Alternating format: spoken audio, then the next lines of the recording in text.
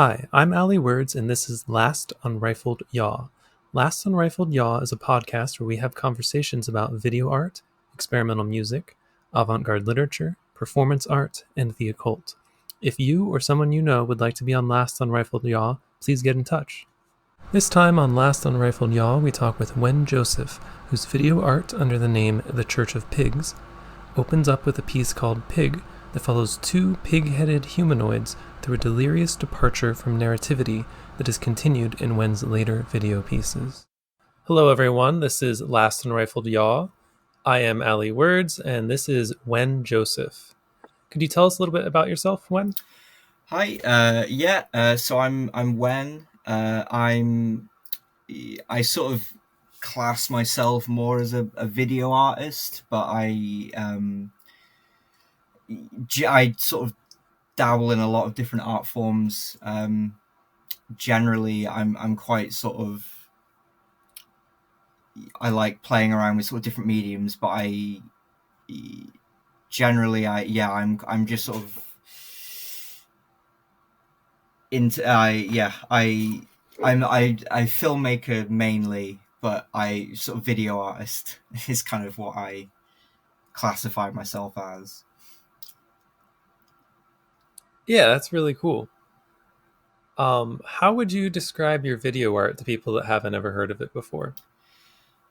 I'd say quite a lot of it. I think because I come from kind of I began as quite a sort of more traditional filmmaker, and I think as I sort of develop my craft a bit, I kind of find a lot more interest in kind of I describe it as almost sort of visual texture. I think uh, a lot of what I do is more. I kind of like to focus more on, as opposed to sort of specific visuals, kind of just movement and sort of like kind of more kind of abstract sort of. Sorry, I'm very. um, No, that's good. I do a lot of the same kind of stuff myself. Mostly your more recent video. I call it video textures when I make it because I use those textures for other things. mm, Um, so when you're talking about your earlier work being less abstract, are you talking about you have a video called Pig PYG? Is that what you're referring to? that was sort of that was actually kind of the start of my delving into more kind of abstract because that I filmed that film I made sort of that was the final film I made for my first film degree that I did, and a lot of the stuff I did before that was more kind of traditional, like script and like going out and doing a shoot and kind of traditional narrative sort of film. But I'd say Pig was kind of the first time I kind of dabbled in really that sort of more visually kind of extreme. I use the word extreme, I think, just compared to a lot of the stuff that was made when I was sort of studying, and like I think that was the point that I became a lot more interested in um I suppose I use the word tone a lot. I think that stands out to me as sort of it's less about the specific visuals and more about how the visuals kind of interact with the sound and but yeah, like a pig was kind of that as well, the sort of the start of the Church of Pigs as well. That was definitely I made a few before that. I made a few kind of just not completely non-narrative visual pieces, but I'd say like Pig was the first time I sort of tried to turn that kind of more extreme visual style into a sort of semi-narrative.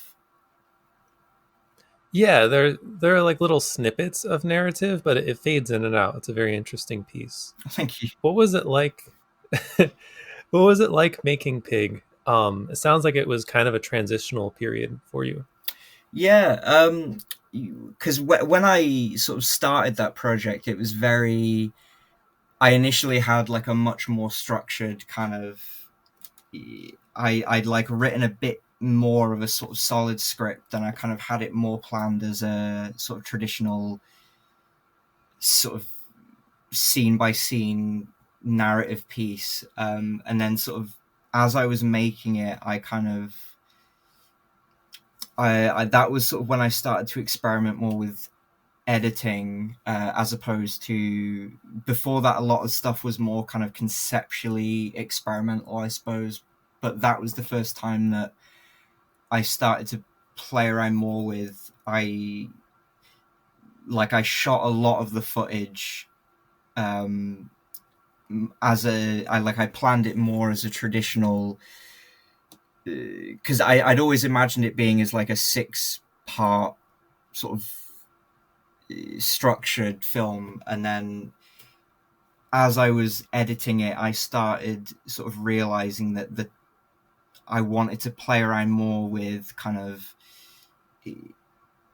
less direct, kind of communication of my ideas. So a lot of it was just taking the footage I'd recorded and just sort of playing around with it, and like really sort of seeing how kind of far I could push it before it just became complete, just visual noise.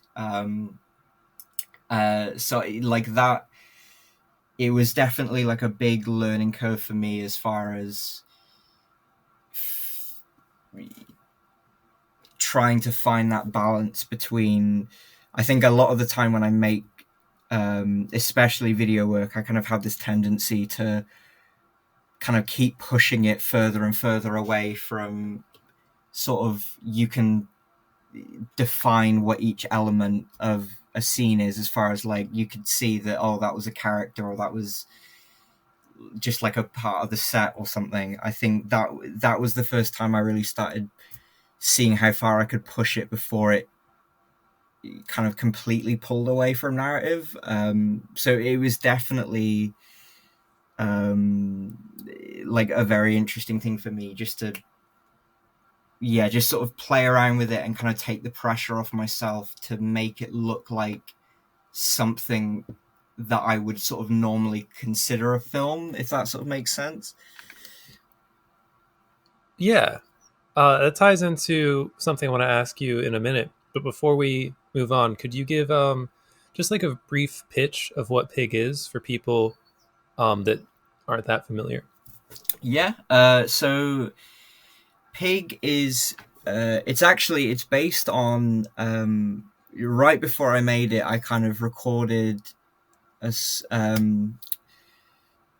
like a kind of short album of just mostly kind of improvisational sort of, just like guitar based music. And sort of, yeah, I really wanted to play around with kind of how to, you like, without using kind of lyrics, how to turn that into a kind of narrative piece that sort of flowed through, I suppose almost kind of like a sort of like a classical music piece. And then once I sort of completed it, the sort of narrative I'd built in my head for that wasn't very apparent in the actual music, I kind of became quite attached to.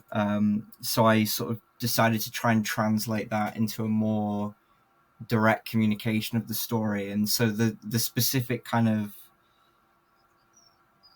driving force behind that film was very much, the general idea is sort of each, it was, I wanted it to be this kind of quite grand scale story that was almost all of the sort of elements are just sort of representations of how I was feeling at the time. I was going through quite a, not difficult, but just there was quite a lot going on, and I found a lot of the imagery that I'd recorded in the music, it sort of felt quite,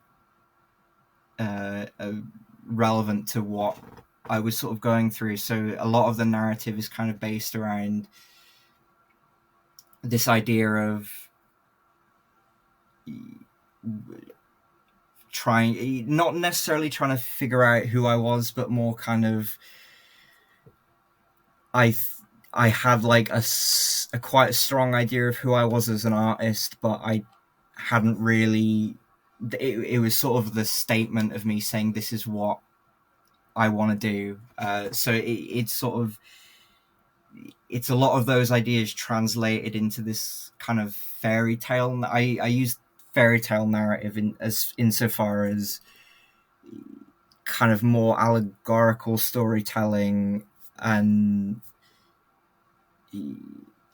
less sort of based in realism narrative that overall sort of told this story of kind of self-acceptance, and a lot of that came through the process. I don't think I really knew what it was going to be when I started making it, but as I sort of came towards the end, I felt a lot of it sort of come together almost subconsciously, just playing around with like these, like I had ideas for visuals that I wanted to translate, and it was almost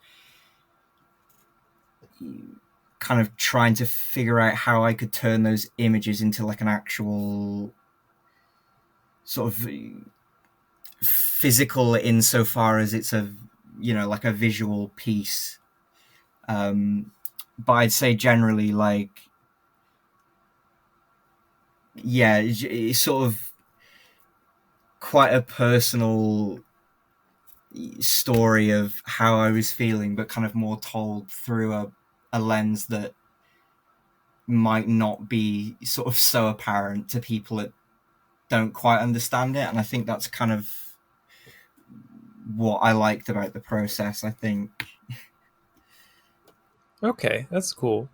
Getting back to the process again, you were talking about in Pig, as you were working with it, you eventually had a lot of filmed material that you started to apply other processes to, which makes me think of the cut up method. And it looks like, is that what you did for, I think, maybe your next project, The Lashing of Tongues? Like you used the cut up method in perhaps multiple ways? Yeah, that was actually that was the first 'cause once I finished Pig, I sort of that's when I began. I just finished a master's degree, and that was The Lashing of Tongues was the first project I made for that, and that was very heavily influenced by the cut up method. Particularly, I think the sort of main um, inspiration for that was how William Burroughs used it, and particularly I think the films he made with I can't remember the name now of the person he made them with, but he sort of made sort of I believe it was Brian Geisen actually, if that's right. But yeah, I wanted to kind of try and with the sort of experimentation that I used with Pig, I wanted to try and push that almost to like the furthest extreme of I'm just gonna gather a bunch of visual and sort of audio material and just completely remove all semblance of kind of structured narrative and more just trust the process of sort of piecing it together. And I tried it in a few different ways, because the Lashing of Tongues, that was a sort of 3-part series, and like I wanted to do, I believe, so the first part was more, I wanted to do a sort of different style of cut up for each piece. So I believe it was the first piece was I gathered a bunch of I use a lot of archive footage in my work, so I used a lot of that kind of like old informational, like public health films and sort of things of that nature, as well as just footage I'd gathered from I use a few different sort of cameras. I use a like a more traditional DSLR, but I have a few sort of older digital cameras because I wanted to try and get that sort of visual distinction. So the first piece was more, I just sort of randomly collated a bunch of different visuals from each of those sort of very different visual styles, and then I comprised a sort of written piece based on how I felt that narrative was going from the visuals. And then with the second piece, that was kind of a more traditional use of cut up in that I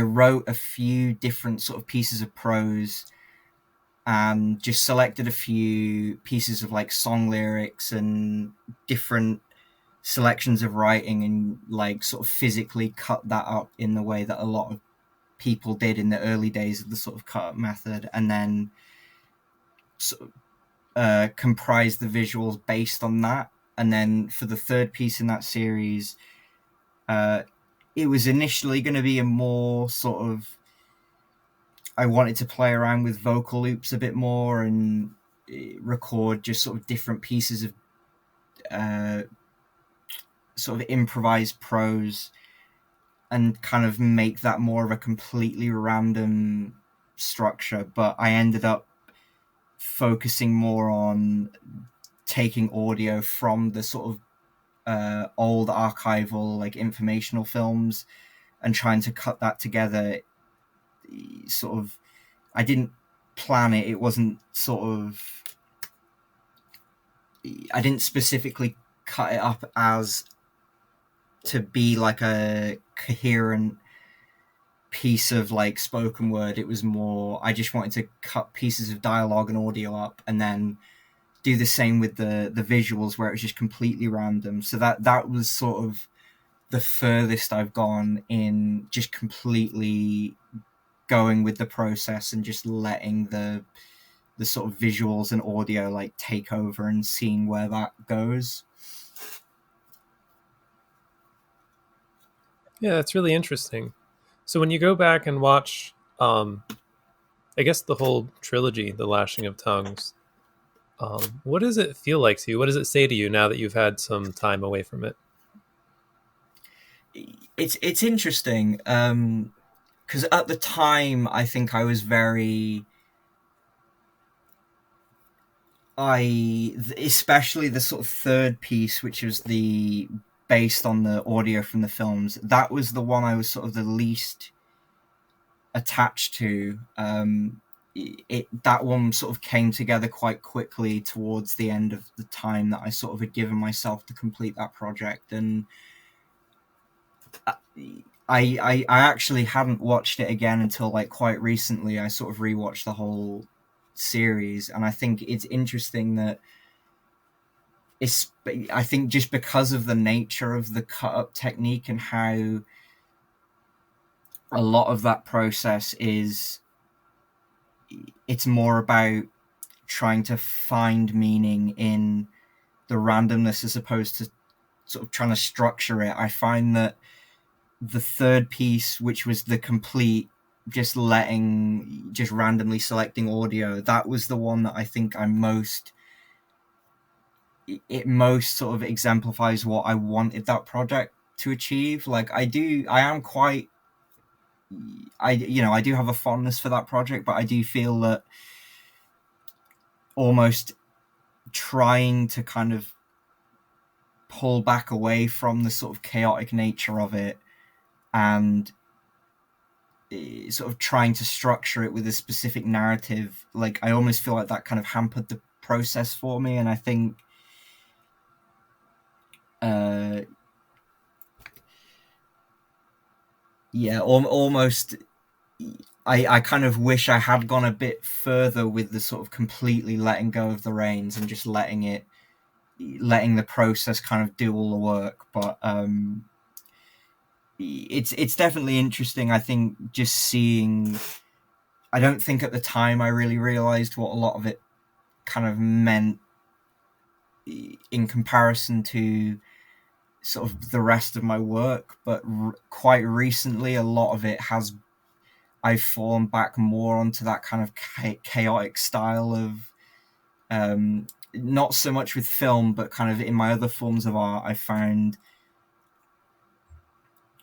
a lot of the satisfaction I get is kind of just completely just layering visuals and just completely taking things from different sources and kind of looking for the sort of meaning between those layers. So it's definitely, I think at the time, I don't think I quite realized how apt it would be to a lot of what I sort of have ended up doing, like in the time since completing it. So,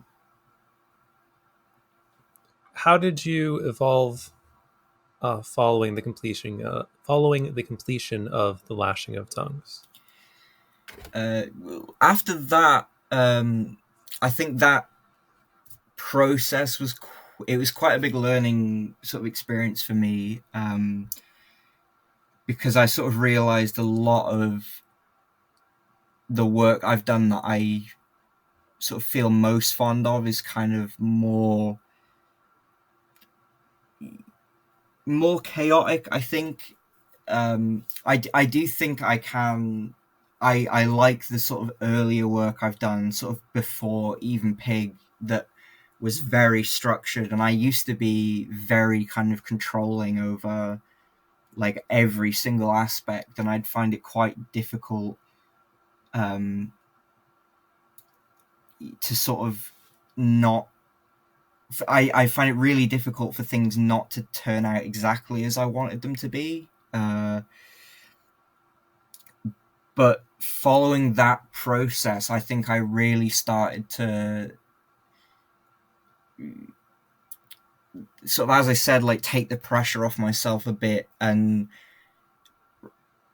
in a sense, almost because I think I one of the biggest things in my work is that I'm quite focused on the idea that my like first instinct and the first like thought I have when I'm doing something is probably what I want to follow, because I suppose in a way it's if I don't follow that, then that idea as it would be made by me is never is it's never going to exist. Like no one else is going to make it. And I think that specifically, like once I'd finished that project, I sort of had that it occurred like sort of in between the breaks. I had like a few months break in between that and when I sort of began the next project I worked on. And it really just sort of gave me time to think about how I wanted to kind of use that process and how I felt it applied to a lot of my art in all mediums, as I say. And I think even though I am, like I say, I am quite fond of those films, I think I'm more so fond of how I was able to kind of let go of the reins, especially on the third film in that series. It was something that like a lot of my sort of university lecturers and just other like artists I knew like kind of picked up on with a lot of my work, was that I was quite controlling, and that was the sort of first time I really just let like sort of pulled myself out of it and decided to just focus entirely on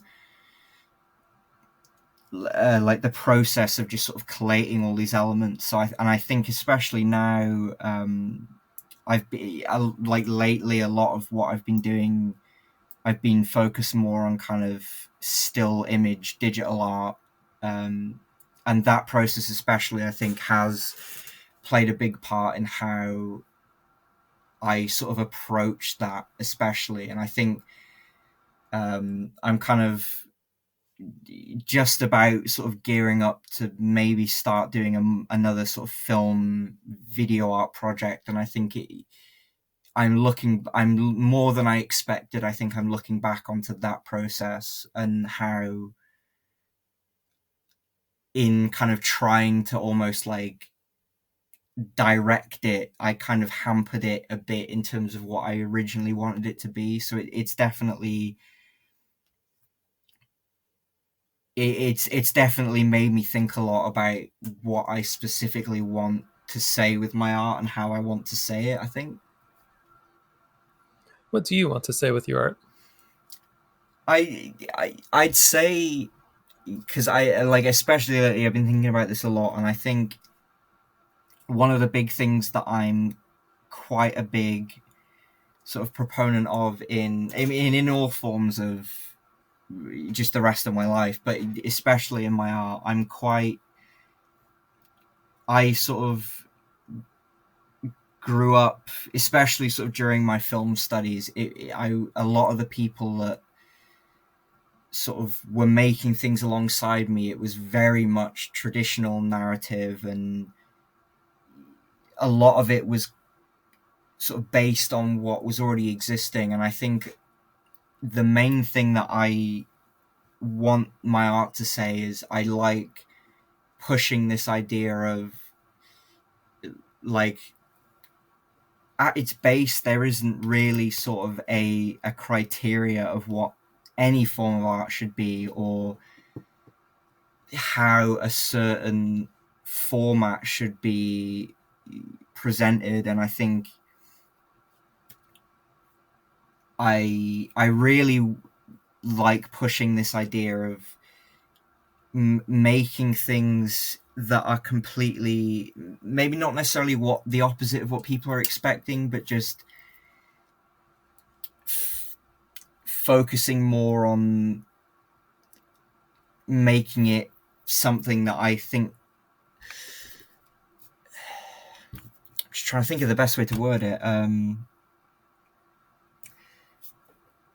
because like I say, a lot of the previous stuff I've done has been like traditional narrative, and I do enjoy the kind of works I've done through that medium, but a lot of the time I find it that I'm sort of, when I'm operating in that kind of style of film, especially, I, I find that I try and emulate what existing film does. And now, especially in the last few months, I think I'm really trying to focus on kind of almost completely ignoring like a lot of the pre-existing, I don't want to say rules, but kind of, I guess, things that are traditionally associated with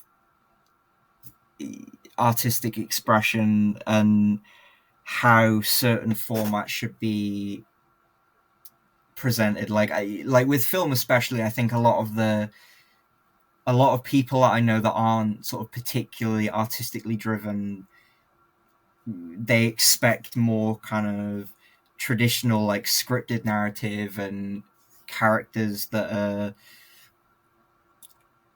sort of written to be real people. And I think I've lost a lot of interest in that, especially lately. And I think I quite like the idea of challenging people's expectations to what film should be, because I'm a very big, especially with a lot of the sort of influences that I researched throughout those last sort of few projects with Pig and the Lashing of Tongues, like focusing on kind of breaking down what is expected, uh, insofar as, like, traditionally, like what, like with traditional, like, film, like shots and how like framing works, especially. I think I like playing around with imagery that is sort of not like what is traditionally seen in a lot of film, because I think I I I I kind of struggle a lot with how film in the sort of modern age, it's very much become, film is a narrative sort of format. And I agree to an extent, that it is a narrative format, but I think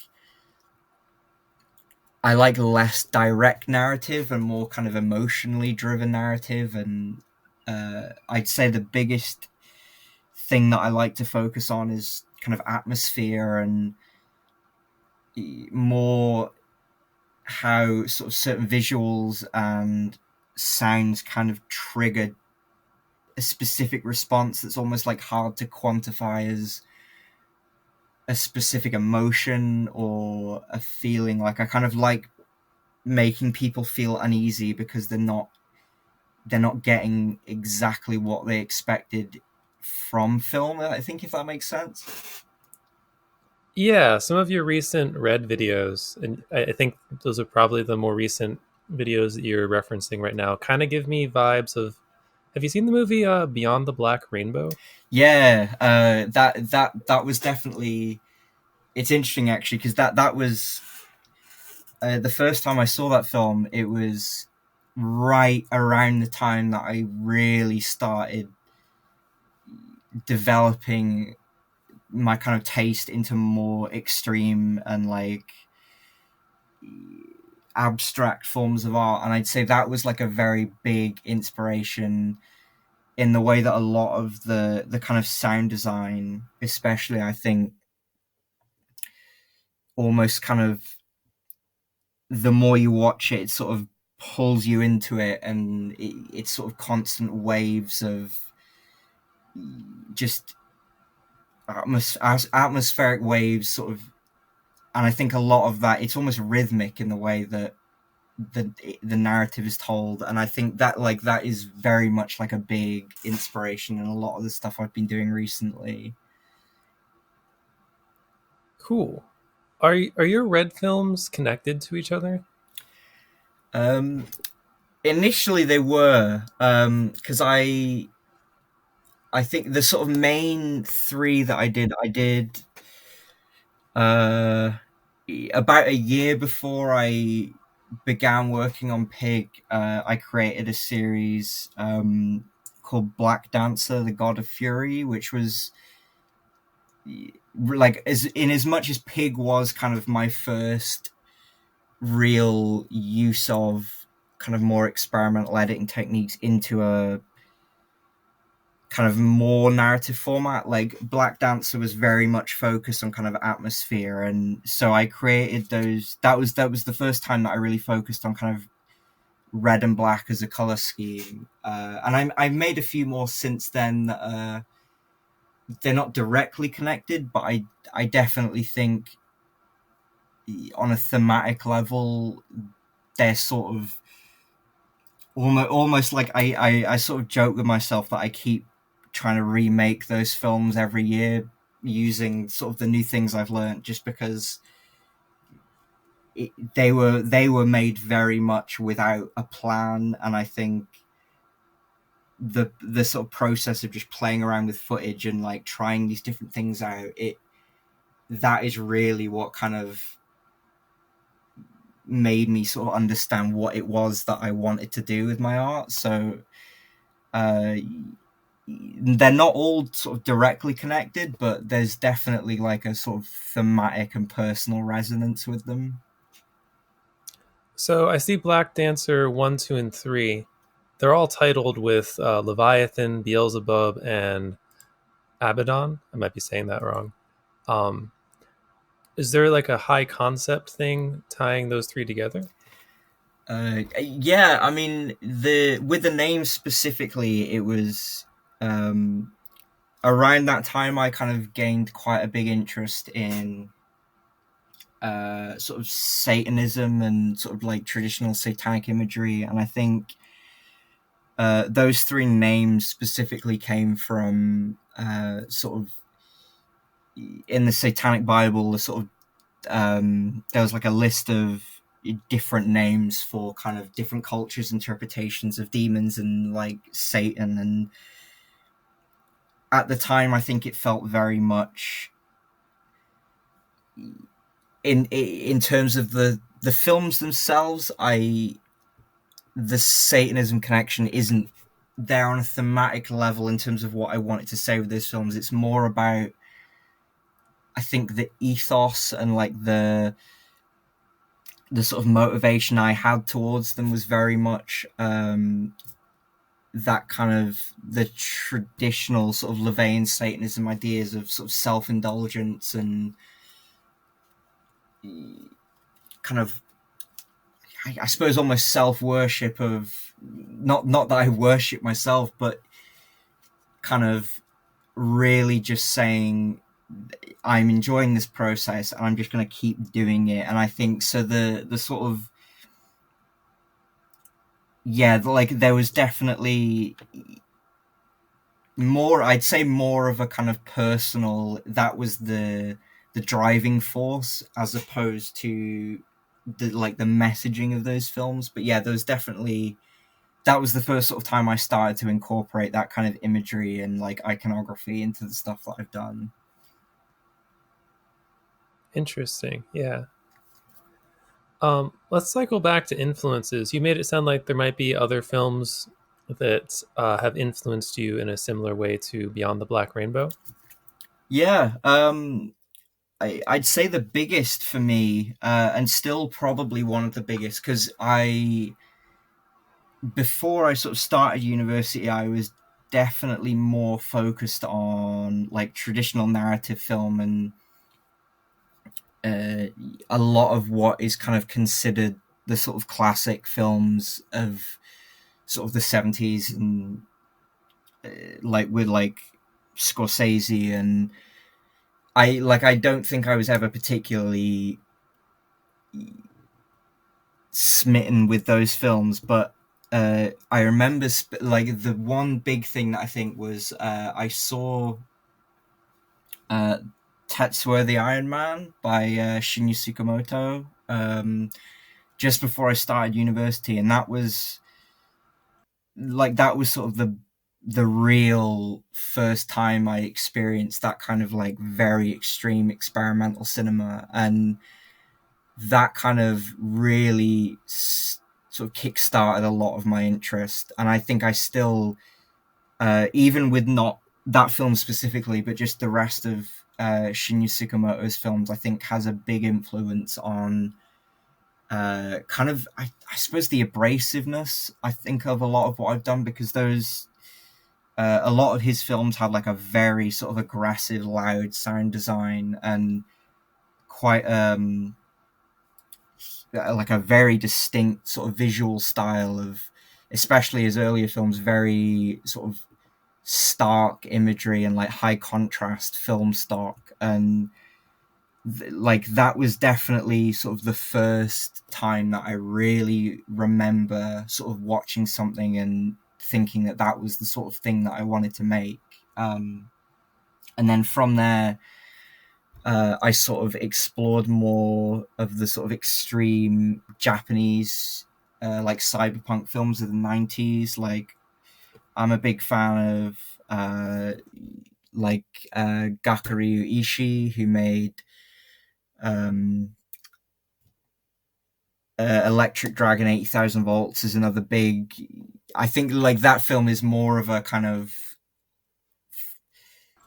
more of a sort of fun experience, but like visually it is very sort of stark. And then from that, I sort of went on to sort of Shozin Fukui, who did 964 Pinocchio, which is another one of my favorite films. Again, very kind of harsh, like abrasive sound design and like quite frenetic editing and like very fast paced sort of sequences. And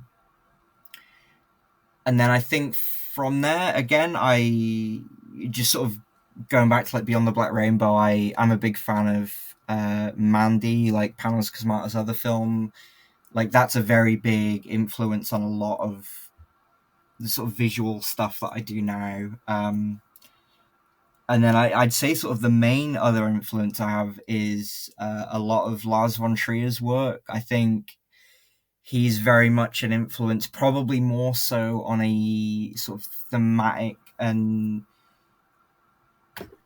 kind of motivational level, insofar as he was very, a lot of his work focused on kind of deconstructing the ideas of what film is, and especially with kind of like the Dogma 95 movement. And I think a lot, I'm sorry, what's the Dogma 95 movement? Oh, yeah, it was sort of in 1995. He kind of worked with, I believe it was Thomas Vinterberg, another Danish director, who they kind of created a manifesto of like a list of rules that they were going to make films by, that was sort of designed to kind of pull away from like traditional Hollywood kind of glamorization and kind of big bombastic sequences. So a lot of the films were like the Dogma 95 films were made with sort of low quality digital cameras, and they didn't use tripods, it was all handheld, and the sort of narratives were, they were very much focused on sort of no visual effects. We're not going to add sounds in later on. Like all of the audio and the visuals have to be recorded on set, and so a lot of those films, specifically The Idiots by Lars von Trier, it's quite a sort of controversial film on a sort of thematic level, but visually and kind of thematically, it very much feels like as if someone, it just was happened to be filming like a real sort of series of events. It's very kind of low scale, but focusing more on kind of stripping away a lot of the more glamorous elements of like what Hollywood was doing at the time. And that kind of, I sort of, I did actually try doing something in a similar vein of like setting rules for myself about a specific project. And I think even that the specific process they went through is very different to what I do, but that idea of kind of completely just making something that is goes against everything of what people have sort of come to expect from narrative cinema, I think very much sort of one of the biggest influences on a lot of the stuff that I do now.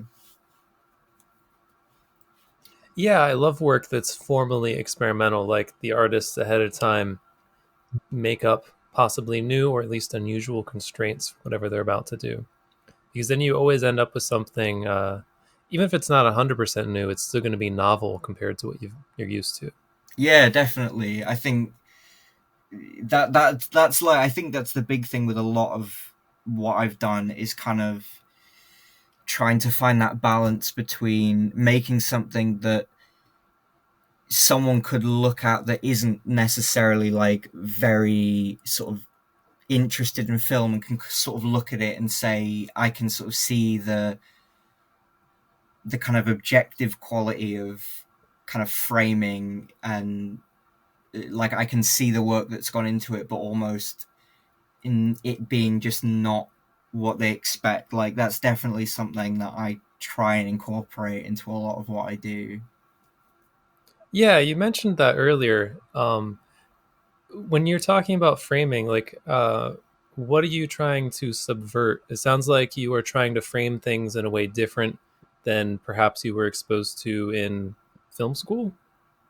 Yeah, there's definitely, because like before I made Pig, especially, I made a few kind of, I suppose, more traditional narrative films that were shot kind of more traditionally, with kind of framing things to look visually how a lot of films were looking, and with like the kind of traditional like letterboxed aspect ratio, especially like a lot of other people that I sort of work with at film school were kind of doing that, and I don't think that is necessarily like a bad thing, but I think the more I kind of tried to do it, I realized it was kind of hampering a lot of the ideas I wanted to do. And I think with Pig especially, it was very much, I wanted to try and, because a lot of that was very much framed more as, I suppose, almost just presenting things as they were, as opposed to trying to kind of capture the perfect angle and making it like everything sort of symmetrical and center frame. I just want it to kind of, here are the objects and the things that are featured in the scene are more important to me than the way they're presented, I think. And a lot of what I've done recently kind of plays more into that idea of kind of uncomfortably sort of close sequences, or things that are framed, like a lot of empty space in a frame that kind of a lot of people might not necessarily enjoy, but I think I find more interesting, because almost, I think in a lot of traditionally framed sort of visuals, it's almost, you're kind of directing the audience to look in a certain place, or like you're using the framing to kind of make them feel a certain way. And I almost feel like I have such a big emphasis on, like, in my own sort of experiences in watching film, but also just how I want people to watch my films, is I almost want it to be a completely objective experience of subjective even. Like, I don't want to tell people how to think about what I'm showing them. I just want to show them it, and then I really enjoy hearing people's interpretations of it. And I think a lot of the time with my work, people have been quite, a lot of people have found very different sort of feelings towards the images I've shown. I think that's like one of the biggest things I enjoy, is just,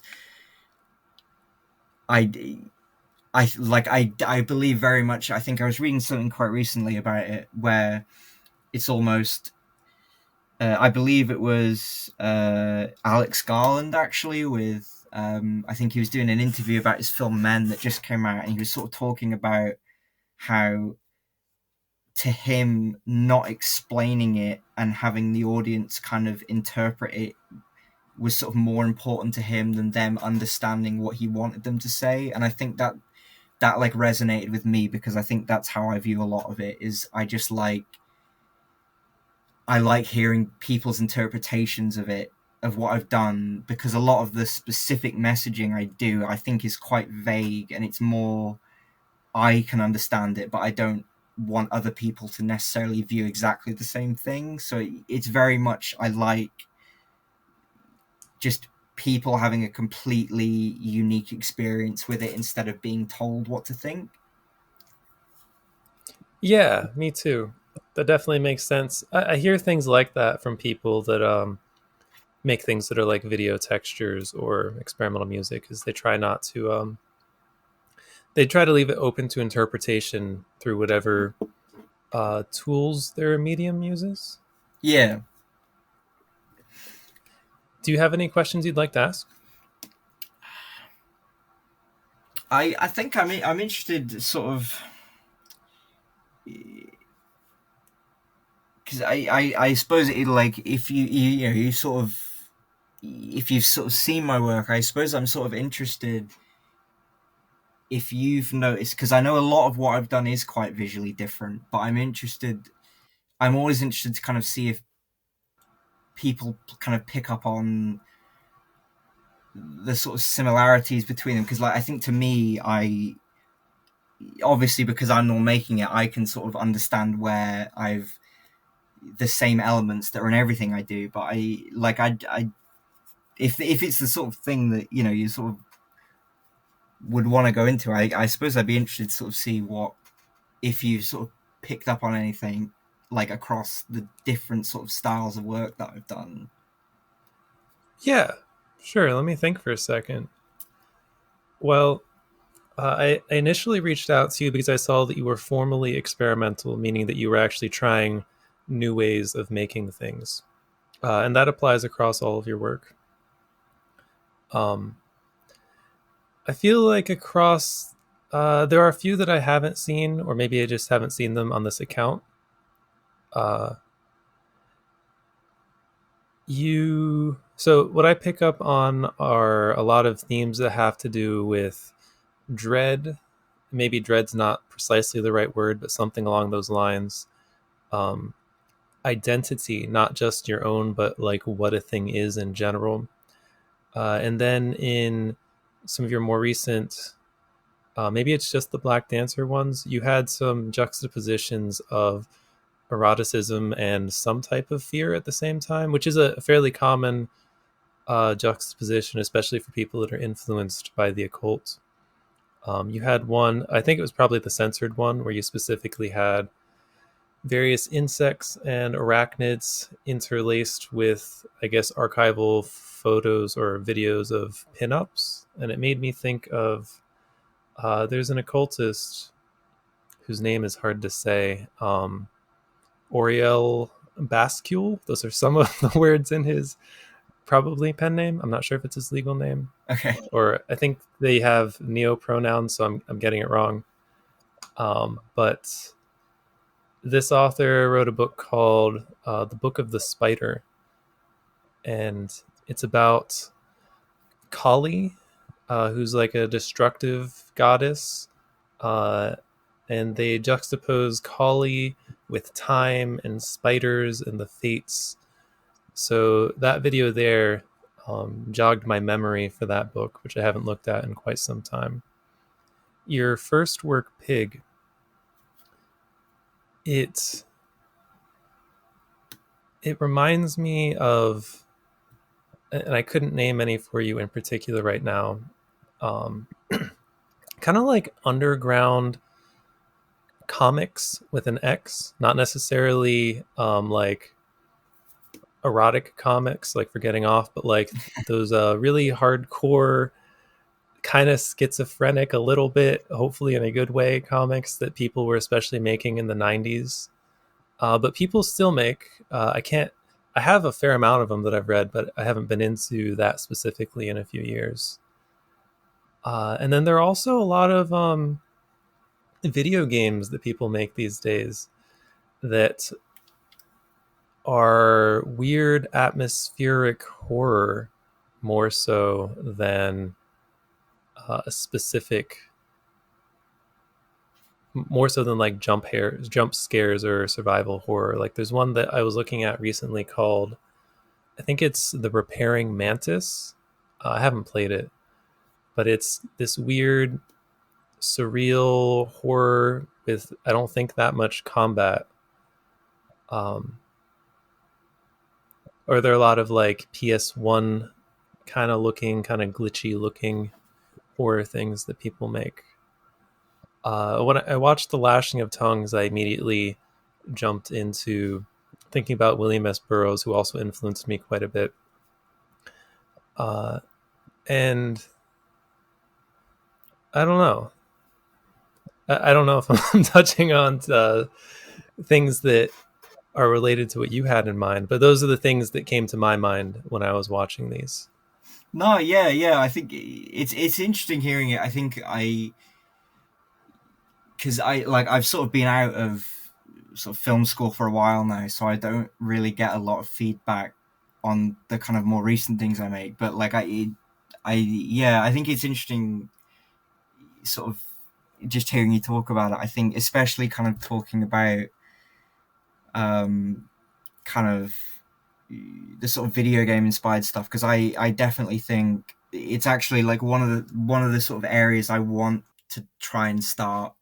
I've been trying to sort of get into for a while, is kind of trying to translate what I do into a more kind of interactive medium, like those sort of kind of quite sort of low quality in terms of sort of visual and sort of models quality of like horror, where it's kind of very much an atmospheric experience. Like it's interesting sort of hearing you say that from my film work, because that is something that I have been trying to sort of get into for a while, like sort of creating. So now, like I think I can definitely like see sort of where you're coming from with that.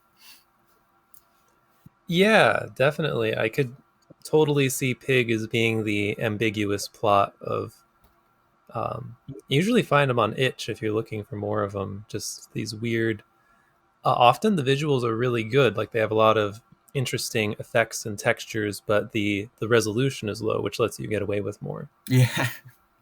No, yeah, no, I'll have to check that out. Thank you. Cool. Do you have anything you'd like to plug? Yeah, I mean, I so mainly my kind of main output at the minute is Instagram. I've got sort of two, if that's not too much to. I've got the Church of Pigs Instagram, which is sort of where I post my film work mainly, but then my sort of main Instagram where I've been posting, it's sort of half personal, but I've been posting a lot more still visual work lately. Which is Wednesday length, as in sort of the Wednesday and then just length, all one word. And then from sort of the Church of Pigs Instagram account, I've got it sort of linked. Recently, I've been trying to. I think it's probably where you've seen a lot of my stuff. Is I've been trying to archive a lot of my older work into one place. So the Church of Pigs YouTube account is where a lot of that is stored at the minute, and I'm taking a little break with sort of re-uploading a lot of that, but I'm soon planning to kind of keep posting more there, and that's where I'm going to be posting any kind of future work I do. So like those are sort of the main places. Perfect. Yeah, and we'll have links to all of those in the description. All right, it's been good, Wen. Thank you for being on Last Unrifled Yaw. Yeah, thank you for having me. No, it's been really interesting sort of talking things through. So yeah, thank you.